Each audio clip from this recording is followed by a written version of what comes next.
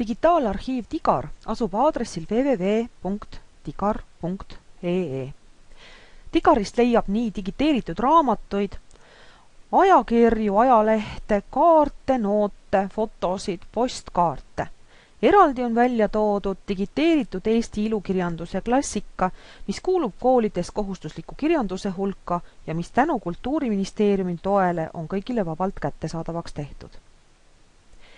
Tigari esilehel on võimalik teostada otsingut nii kogu arhiivi sisust kui ka osa sellest, kas siis ainult raamatute, perioodika, pildimaterjali või koolikirjanduse hulgast. Samuti on võimalik teostada otsingut nii üleotsingu väljade või valida endale sobiv välirit menüüst, kas pealkiri, autori või märksõnaväli. Vaikimisi on alati valitud otsing kõigi eespool nimetatud väljade pealt, ehk siis kõikjalt. Otsiakna kohal on võimalik sisse lülitada ka funktsioon, mis võimaldab sisestatud sõna otsida ka teose sisust ehk täistekstist.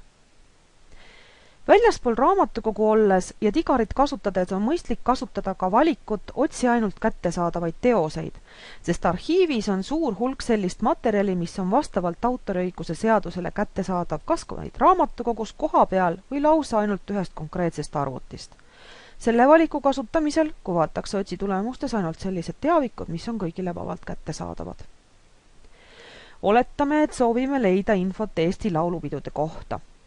Kõigepealt teeme otsingu kättesaadavate teoste filtrit kasutamata ja seejärel kutsume ekraanile ainult vabalt kättesaadavad teavikud. Otsiaknasse sisestame sõna laulupeod ja klõpsame otsi.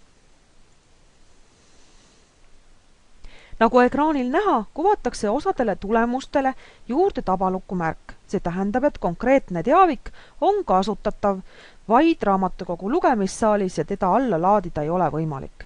Selle kontrollimiseks klõpsame mõnel tabalukuga raamatul.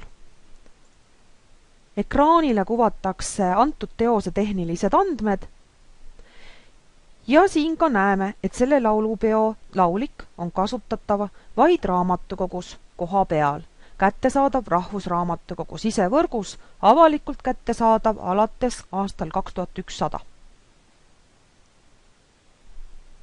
Kui me aga tahame näha ainult neid asju, mida on võimalik ka alla laadida ja oma arvutist või nutiseadmest lugeda, siis selleks läheme tagasi ja klõpsame filtrit, otsi ainult kättesaadavaid teoseid.